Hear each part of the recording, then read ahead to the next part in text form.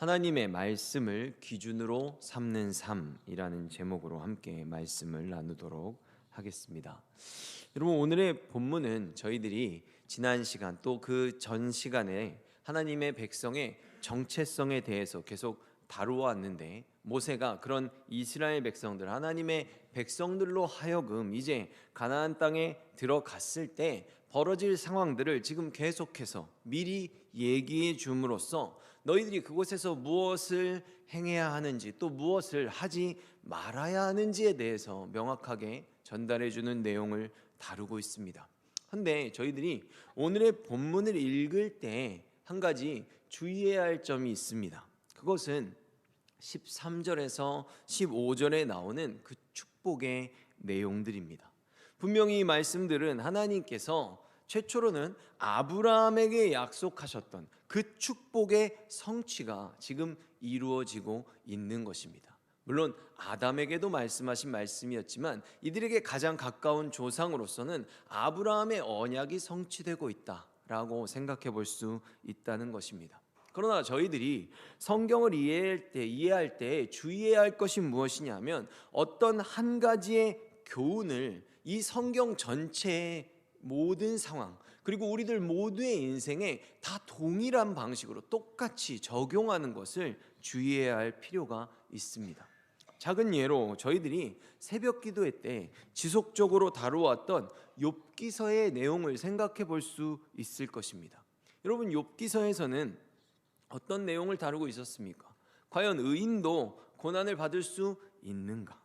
만약 정말 의인도 고난을 받을 수 있다면, 그러하다면 공평하시고 의로우신 하나님께서 왜 그런 이해하기 힘든 일들을 행하시는가?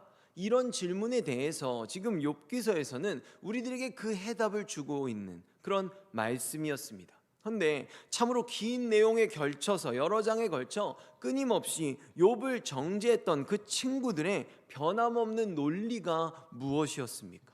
맞습니다. 바로 인과응보 사상이었습니다. 하나님의 말씀에 순종하면 무조건 잘 되고 복을 받는다. 반대로 하나님께 범죄하면 무조건 벌을 받는다라는 논리였습니다. 물론 이 또한 완전히 틀린 말은 아닙니다. 하지만 욥의 친구들이 말하는 그 포인트가 잘못된 것은 무엇이었냐면, 선한 자는 복을 받고 악인은 심판을 받는데 그것이 꼭 이 세상에서만 이루어진다, 그런 역사다라고 말했던 부분입니다. 주님의 최종적인 심판은 분명히 악인을 벌하시고 선인을 축복하십니다. 그러나 그것은 꼭 이 땅에서만 이루어지는 것이 아니라 그 심판의 궁극은 최후의 심판이기 때문에 이 세상에서 악인으로 살아간다라고 할지라도 그들이 죽는 순간까지 그 재력이나 권력을 잘만 누리다가 세상을 떠나는 사람들도 얼마든지 있기 때문입니다. 그러므로 이런 사람들에게 만약 오늘의 이 신명기의 말씀을 들은 누군가가 오직 이 한 가지의 논리만을 가지고서 모든 상황, 그리고 모든 다른 영혼들에게 이것을 적용하게 된다면 우리들은 또 한 명의 욥의 친구들이 될 수도 있다는 것입니다. 왜냐하면 오늘의 말씀의 전개는 분명히 순종은 복으로, 죄는 심판으로, 그것도 너희들이 들어가는 이 땅, 바로 그 가나안 땅에서 그것들이 이루어지게 될 것이다 라고 명확하게 선포하고 있기 때문입니다. 그러므로 오늘의 저희들은 이 신명기의 말씀을 볼 때 말씀의 맥락을 잘 이해함으로써 이때의 상황 속에서 하나님께서 이스라엘 백성들에게 왜 이렇게 말씀하셨는지, 다시 말해서 하나님 아버지의 마음과 그 의도를 깨달을 수 있어야 할 것입니다.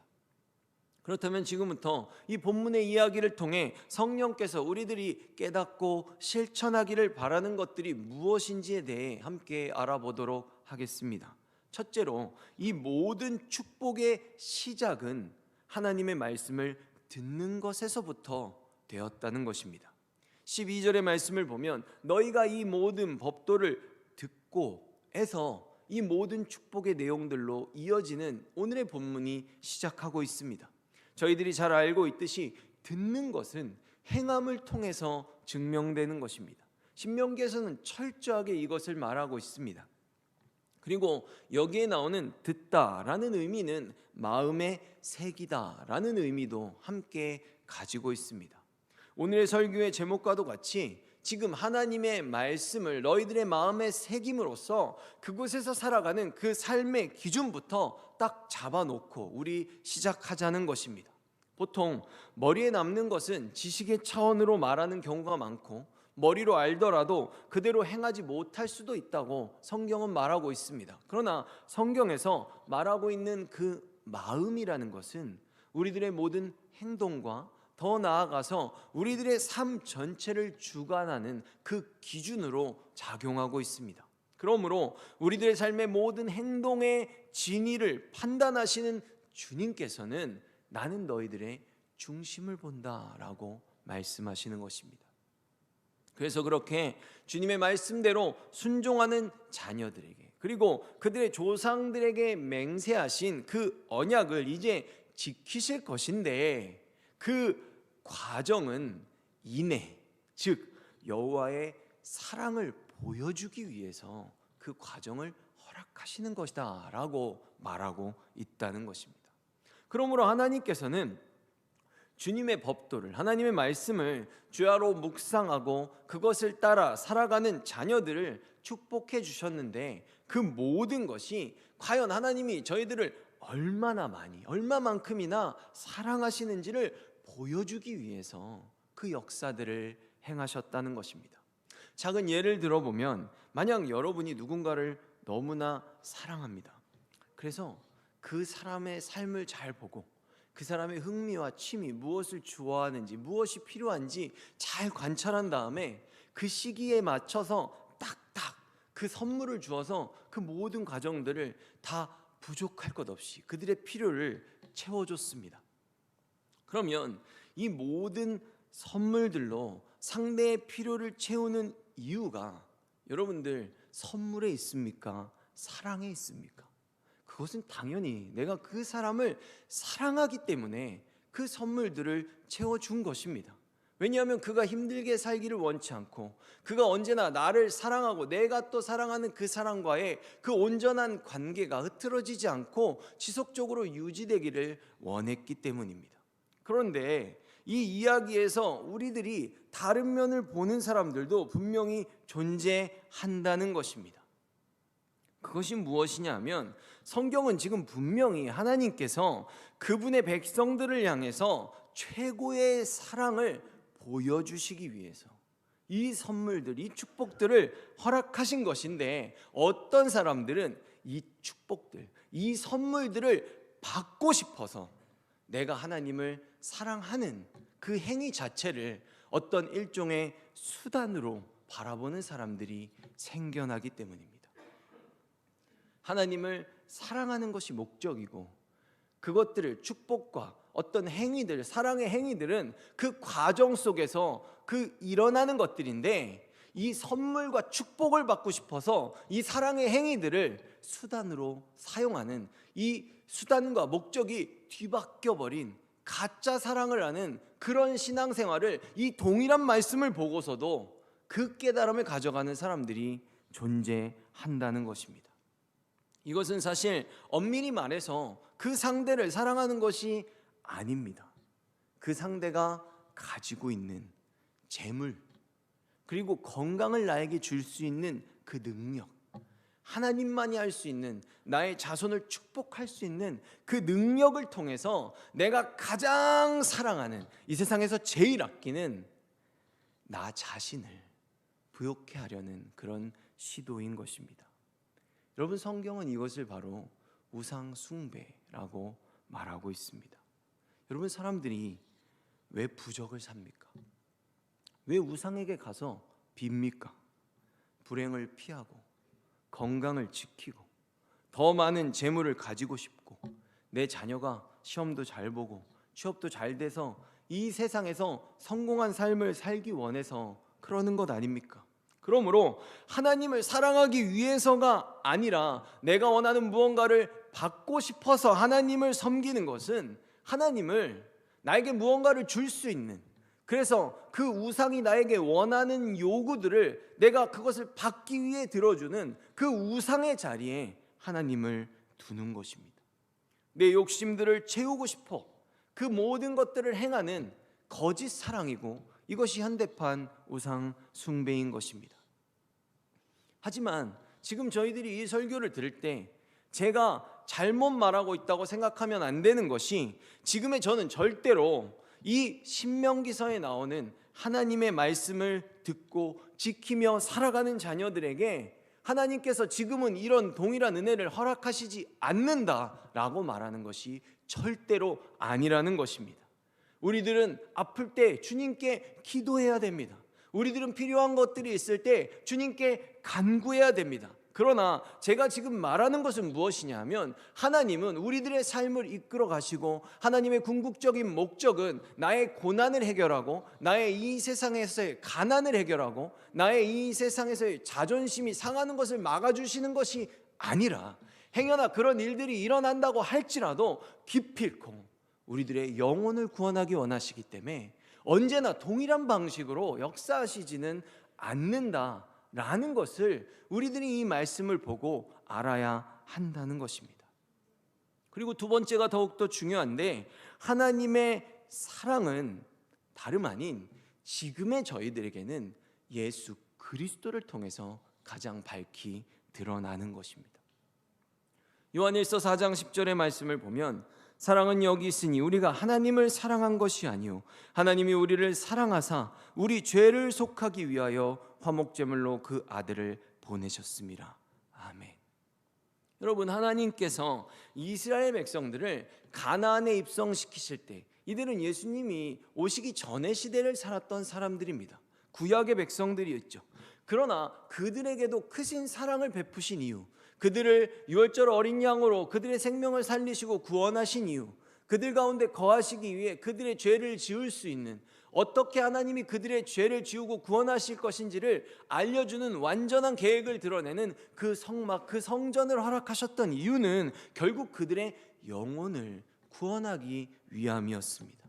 이것을 조금 다른 말로 말해보면, 지금 우리들이 본문에서 보는 모든 축복들, 모든 그런 사랑의 선물들은 부수적인 것들입니다. 근데 그것을 왜 주시느냐? 하나님에게만 집중하는 데 있어서 다른 것들이 부족해서 그것들의 한눈을 팔다가 하나님 사랑을 놓칠까 봐 지금 이것들을 내가 너희들에게 다 채워줄 것이니까 우상 보지 말고 나만 사랑해라, 나를 기억해라, 나의 말씀에만 순종해라 라고 우리들에게 말씀해 주시는 것이기 때문입니다. 왜냐하면 주님께서는 하나님의 자녀들과 영원히 사랑하면서 행복하게 살아가시기를 원해서 우리들을 창조하셨기 때문입니다. 그런데 구약 시대에는 아직 오시지 않았던 그 사랑의 언약의 결정체인 예수님이 지금의 저희들에게는 이미 약 2000년 전에 오셨습니다. 그렇게 그 사랑의 언약이 완벽하게 성취되었다는 것입니다. 그래서 그 실체를 이미 알고 그 모든 과정들의 결과를 보고 있는 저희들은 우리들의 중심에 예수 그리스도를 두고 있으면, 예수 그리스도 그 진리의 말씀을 우리들의 심령, 이 마음에 새기고 있으면 우리들은 이미 신명기에 이 모든 축복을 주시는 목적들을 다 이룬 것입니다. 그리고 여러분, 가장 먼저는 하나님의 말씀을 듣는 것이 중요하다는 것은 저희들이 또 다른 예시로 볼 것인데, 누가복음 10장에 마리아와 마르다의 이야기를 통해서도 생각해 볼 수 있는 부분입니다. 당시의 상황은 저희들이 너무나도 이 본문을 잘 알고 있기 때문에 본문을 읽지 않고 제가 짧게 설명하도록 하겠습니다. 마리아는 이제 예수님께서 마리아와 마르다의 집에 예수님이 오신 것입니다. 근데 동생인 마리아는 예수님의 발치에 앉아서 계속 말씀을 듣고 있었습니다. 그리고 언니인 마르다는 손님을 접대하는 것은 정말로 중요한 일이었기에 그것에 열심을 내고 있었습니다. 그런데 마르다가 자신이 혼자서 분주하게 일을 하는 동안에 예수님의 발치에 앉아서 말씀만 듣고 있는 마리아의 태도에 대한 불평을 예수님께 합니다. 많이 억울할 때 보통 직접 말 안 하고 더 권위 있는 사람한테 가서 보통 일르죠.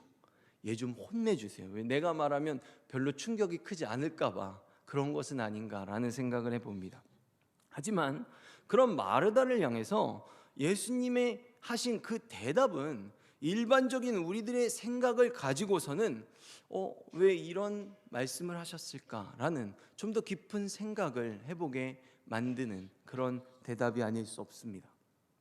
누가복음 10장 41절에서 42절의 말씀을 보면 주께서 대답하여 이르시되 마르다야 마르다야 내가 많은 일로 염려하고 근심하나 몇 가지만 하든지 혹은 한 가지만이라도 족하니라. 하나만 해도 된다는 거죠. 근데 그 하나를 택했는데 마리아는 이 좋은 편을 택하였으니 빼앗기지 아니하리라 하시니라. 아멘. 이렇게 말씀하셨습니다. 우선 주님께서 마르다를 2번 부르시는 것은 바요나 시모나 시모나 부르는 거, 그리고 사울이 다메섹 길 가운데 도상에서 예수님께서 사울을 부를 때도 사울아 사울아 이렇게 2번을 부르시지 않습니까? 이것은 굉장히 깊은 애정이 담겨 있는 그런 부름의 표현에 해당하는 내용입니다. 그렇기 때문에 예수님께서 마르다에게 뭐라 그럴까요? 호통을 치신다거나 어떤 경고성의 발언이 아니라 마르다의 마음을 깊이 이해하시면서 마르다에게 이 얘기를 해주셨다라는 것을 생각해 볼 수 있는 것입니다. 그렇다면 여러분, 혹시 예수님께서 이렇게 말씀을 하신 것이 마르다는 잘못했고 마리아는 잘했다라고 말씀하시는 걸까요? 저희들이 이런 생각을 해보기를 원합니다. 모든 것에는 때가 있습니다. 그리고 모든 일에는 우선순위가 있습니다. 그러므로 하나님의 백성들은 무언가를 예수님이 왔어요. 너무 좋아. 그래서 뭔가 잘해주고 싶어서 내가 잘하는 거, 내가 좋아하는 거 다 해주는데 정작 예수님이 뭘 좋아하시는지는, 무엇을 기뻐하시는지는 단 한 번도 물어보지 않고 행하는 것은 하나님이 우리들에게 원하시는 것이 아니라는 것입니다. 그러므로 하나님의 백성들은 무언가를 내 생각대로 행하기 전에 말씀을 먼저 들을 줄 알아야 합니다.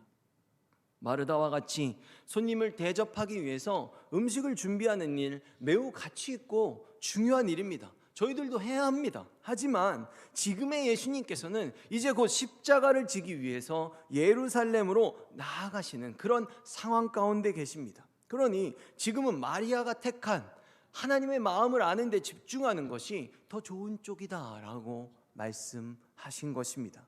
그렇다면 정말 마리아는 이렇게 말씀만 듣고 아무것도 하지 않았을까요? 요한복음 12장 3절에 보면 마리아는 지극히 비싼 향유 곧 순전한 나드 한 근을 가져다가 예수의 발에 붓고 자기 머리털로 그의 발을 닦으니 향유 냄새가 집에 가득하더라라고 말합니다. 여러분, 이처럼 마리아는 주님을 향한 그 감사, 마리아가 가지고 있는 사랑에 대한 그 열정, 그곳에 자신의 정성을 다해서 옥합을 깨고 값진 향유를 주님의 발에 부었습니다. 그래서 마리아는 예수님의 그 어느 제자도 하지 못했던 주님의 죽음을 예비하는 귀한 사역을 감당하게 되었던 것입니다. 마리아도 결국 일을 했습니다. 다시 말해 예수님이 원하시는 것은 먼저 말씀을 듣고 그 믿음과 주님을 향한 온전한 사랑으로 아버지의 뜻을 따라서 일을 하는 것입니다. 이것을 아주 쉽게 말하자면 마르다가 틀렸다라는 것이 아니라 순서상으로 마리아가 마르다가 되는 것이 가장 이상적인 모습이라는 것입니다. 그러니 저희들은 늘 하나님의 말씀을 듣기에 우선순위를 두고 그것을 행하며 살아가야 할 것입니다. 그리고 둘째로 죄는 죄일 뿐입니다.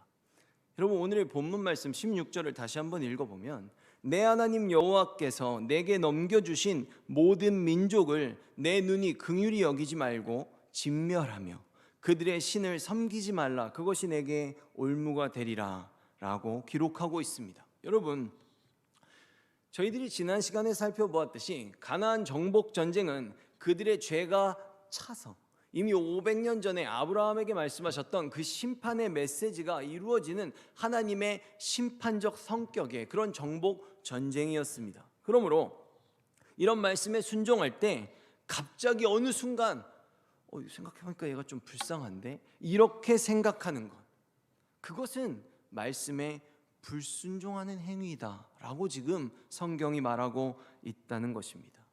만약에 우리가 그들이 불쌍하다고 그들을 하나님의 뜻대로 치리하지 않고 징계하지 않는 것은 인간적으로 볼 때는 정말 긍휼히 여기는 것 같고 그 영혼을 사랑하는 것 같지만, 엄밀히 말하면 죄를 용인하는 것이기 때문에 하나님이 보실 땐 그 영혼을 절대로 사랑하거나 위하는 행동이 아니라는 것입니다.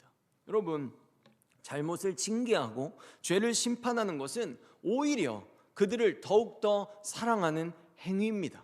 작은 예로 저희들 또한 누군가의 명백한 죄를 목격할 때가 있을 수 있습니다. 그리고 때로는 그것이 나의 형제와 자매의 죄일 수도 있습니다. 물론 내가 그 죄를 정말 지적하면 관계가 깨질 수도 있고 어떠한 경우에는 비난을 받을 수도 있을 것입니다. 그러나 누군가의 죄를 묵과하는 것은 절대로 그들을 위하거나 사랑하는 길이 아니라고 성경이 우리들에게 말하고 있기 때문에 우리들은 그렇게 해야 하는 것입니다. 그리고 이러한 이스라엘이 하나님의 심판을 순종하는 과정 속에서도 이것이 기회가 되어서 지금 그들처럼 가나안 정복 전쟁을 할 때 그 7 족속들처럼 다 심판만 받은 것이 아닙니다.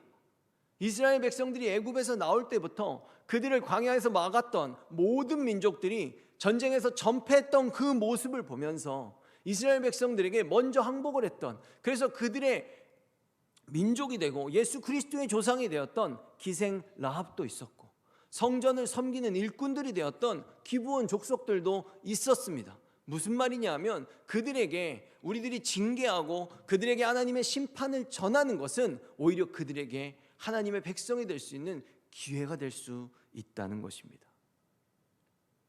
헌데 만약 가나안의 죄를 인간적인 감정에 치우쳐서 말씀대로 징계하지 못한다면, 우리가 죄를 보고서도 형제 자매의 죄를 그냥 묵과하고 그들을 교훈하지 않는다면 결국 그것은 이스라엘의 올무가 된다라고 말하고 있습니다.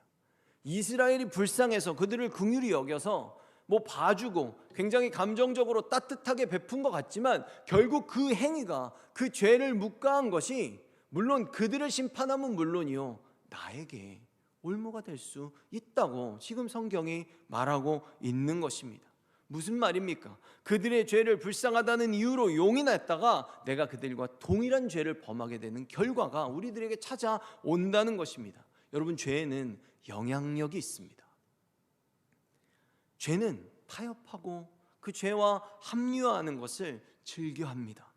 그래서 혼자서는 무단횡단을 할 것을 엄두를 못 내다가도 내 옆에 서 있는 10명, 20명이 한꺼번에 확 건너면 저도 은근슬쩍 이렇게 건널 때가 예전에는 있었습니다. 그러나 죄는 우리의 구원을 막는, 절대로 가까이 해서는 안 되는, 항상 멀리해야 되는 그런 요소입니다. 그러니 부디 죄는 모양이라도 버리시기를 바랍니다. 하나님의 거룩한 백성으로 살아가기 위해 온 마음과 목숨과 힘과 뜻을 다할 수 있는 저희들이 되기를 간절히 소망합니다. 말씀을 맺겠습니다. 재물, 땅, 자녀, 건강, 내가 가진 모든 것들, 나의 가축들의 그 모든 번성함에 이르기까지 오늘의 본문을 통해 약속되고 있는 하나님의 축복은 참으로 부러운 것들임에 분명합니다. 그리고 주님께서는 지금 이 순간에도 동일한 역사를 우리들에게도 행하고 계십니다. 그러나 주님의 역사의 방식이 늘 동일한 것은 아닙니다. 저희들은 그래서 오늘의 말씀의 교훈에 더 집중해야 할 필요가 있다고 말씀드렸습니다. 그것은 바로 이 모든 것들은 말씀을 들음에서부터 시작하는 것이고, 그 축복의 역사의 끝, 그 궁극은 우리들의 영혼 구원이라는 것. 그리고 우리들의 영혼을 구원하기 위해 하나님의 사랑을 드러내시는 행위가 바로 이것이었는데, 그 사랑은 예수 그리스도를 통해 완전하게 성취되었다는 것입니다. 그러니 저희들은 늘 예수 그리스도 안에서 무엇이든지 들은 대로 행하며 살아갈 때 주님께서 먼저 그 나라와 의를 위해 사명을 갖고 살아가는 우리들에게 필요한 모든 것을 더하시는 축복들이 저희들에게도 분명히 이루어질 것입니다. 그리고 둘째로, 죄는 어떠한 상황에서도 용납해서는 안 되는 것입니다. 우리는 절대로 죄의 영향력으로부터 자유할 수 없다는 것, 내가 그들을 묵인하고 그들이 힘이 아무것도 없으니까 나는 저 죄를 짓지 않을 거야 라는 그런 어리석은 생각을 절대로 해서는 안 됩니다. 저희들은 근본이 약하기에 절대로 나의 힘과 능력으로 죄를 이길 수 없는 존재들입니다. 그래서 죄는 모양이라도 버려야 할 것입니다. 언제나 무엇을 하든 하나님의 말씀을 먼저 들으시고 그것을 삶의 기준으로 삼고 행함으로써 거룩한 하나님의 백성으로 영원히 살아가시기를 예수 그리스도의 이름으로 축원합니다.